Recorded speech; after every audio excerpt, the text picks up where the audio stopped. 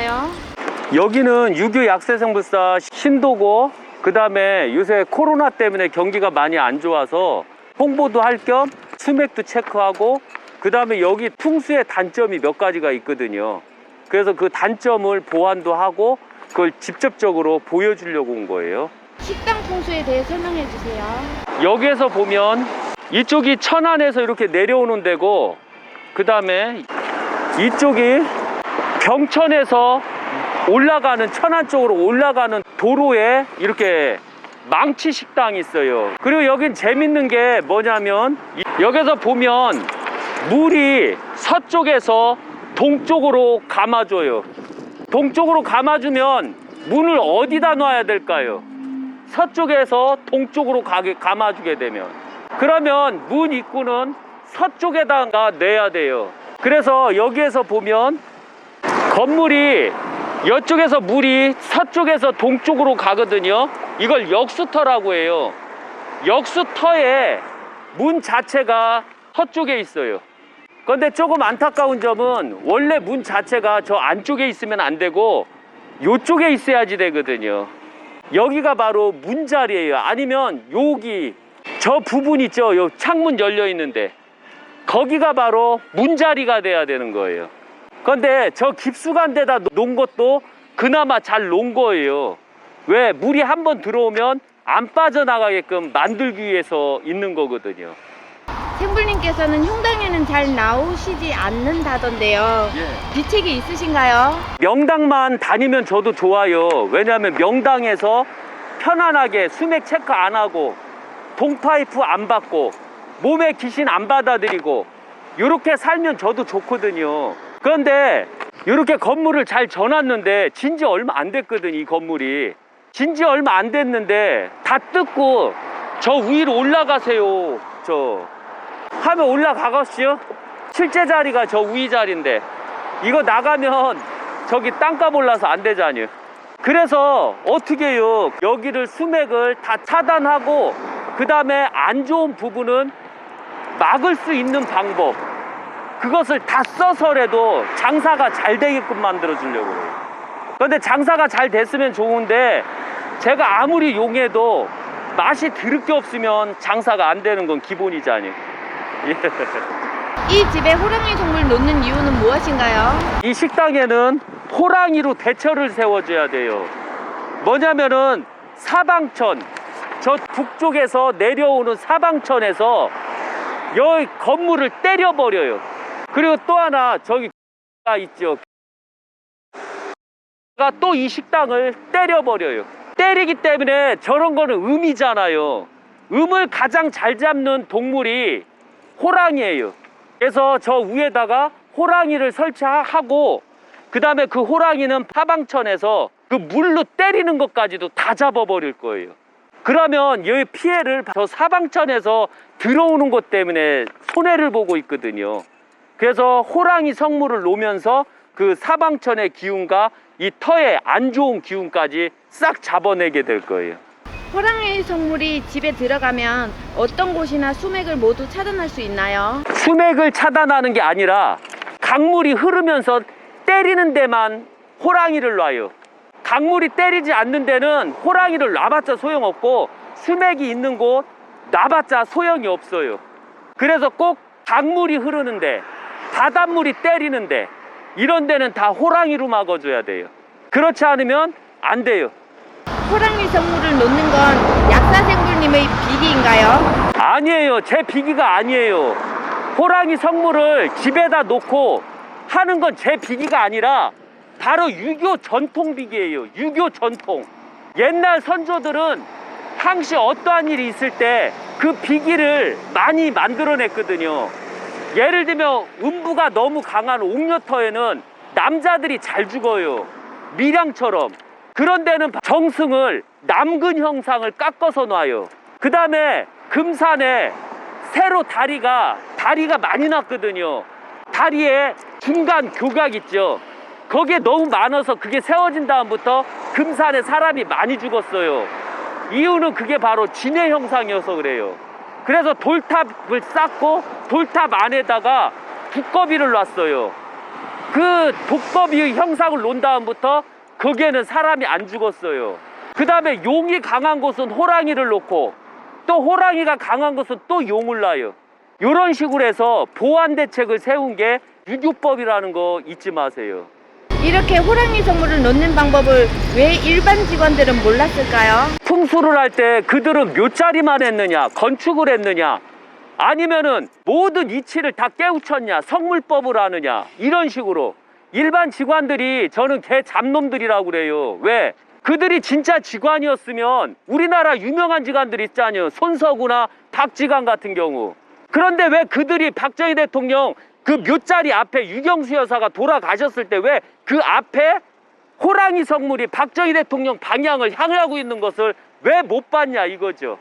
못 봐놓고서 지금에 와서는 저한테 지랄지랄을 하는겨. 왜? 그거는 저만 봤기 때문에.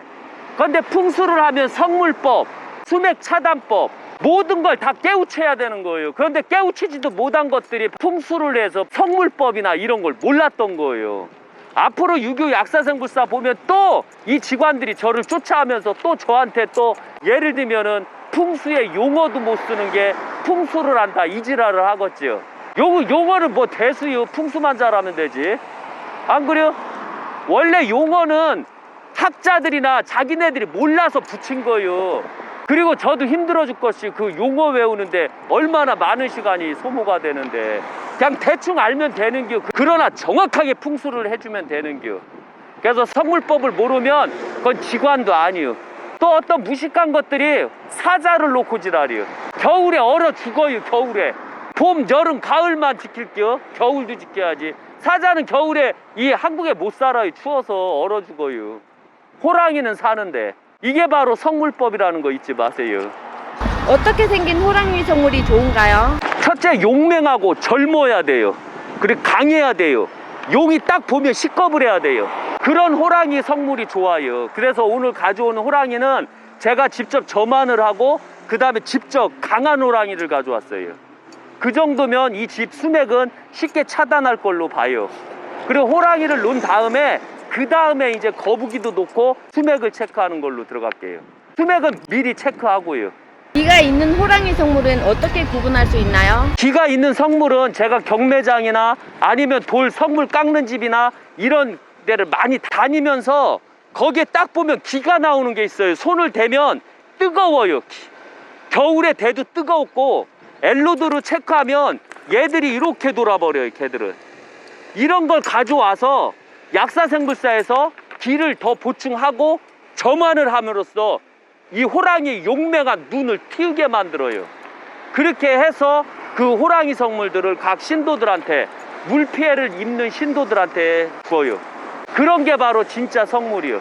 만약 그렇지 못하면 그건 성물이라고 할 수 없어요. 그림 그리는 화가는 그림을 잘 그리죠. 근데 저는 그림 못 그려요. 저는 끄적끄적만 해요. 잔머리 이빨 있어갖고. 그러나 제 호랑이에는 힘이 넘치고 살아있다는 거 잊지 마세요. 왜? 기 때문에 그런 거예요. 호랑이 눈을 점안을 할 때는 호랑이가 살아나게끔 만들어야 돼요. 딱 봐도 호랑이가 살아있다 이 인식을 줘야지만 그게 진짜 호랑이가 되는 거예요. 호랑이 성물을 놓을 수 있는 집이 어떤 집들인가요? 호랑이를 놓을 때는 사주를 다 확인을 해야 돼요. 호랑이하고 상극인 사람들은 호랑이를 놓으면 안 되고 물이 때리지 않으면 호랑이를 놓으면 안 돼요.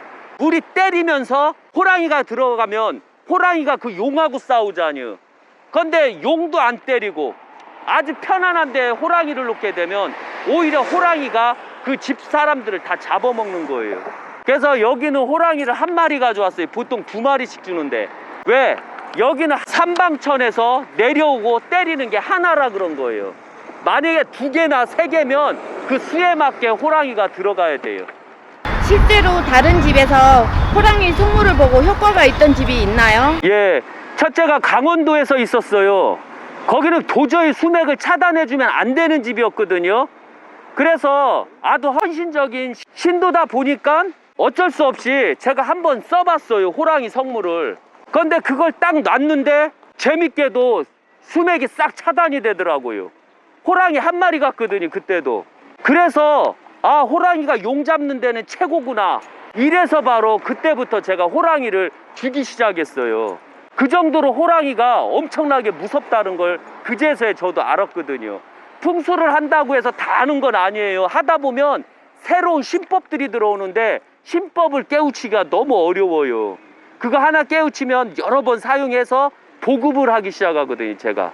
그래서 제가 엄청난 경험이 많았던 거예요. 이 방송 나가면 잘 모르는 사람들도 따라할 것 같은데 혹시 잘 모르는 사람들이 따라해서 생기는 부작용 같은 것도 있을까요? 가장 심각한 게 뭐냐면 기가 없는 건 하면 안 돼요.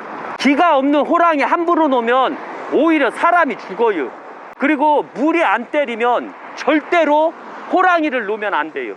도로가 때리면 호랑이를 놓고, 물이 때리면 호랑이를 놓고, 바람이 때리면 호랑이를 놔야 되는데 그 현상이 없는데도 호랑이를 놓게 되면 오히려 집에 해가 돼요.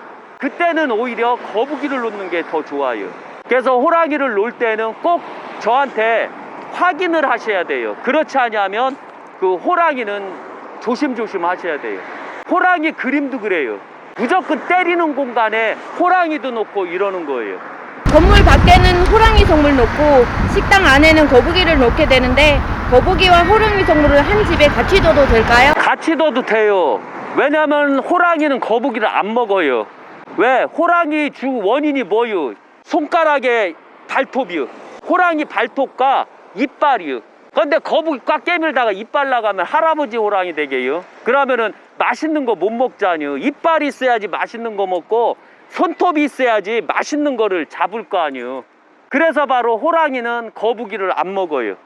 호랑이는 단지 그 장군이 돼서 지켜주는 역할을 하는 거예요. 그래서 호랑이하고 거북이하고는 약간 거리가 있어요. 또 용도 거북이를 안 먹어요. 거북이는 용과 호랑이 중간에서 서로 거래를 해주는 서로 화합관계거든요, 자체가. 그래서 용도 거북이를 안 먹고 호랑이도 안 먹어요. 요것만 명심하게 아시면 돼요.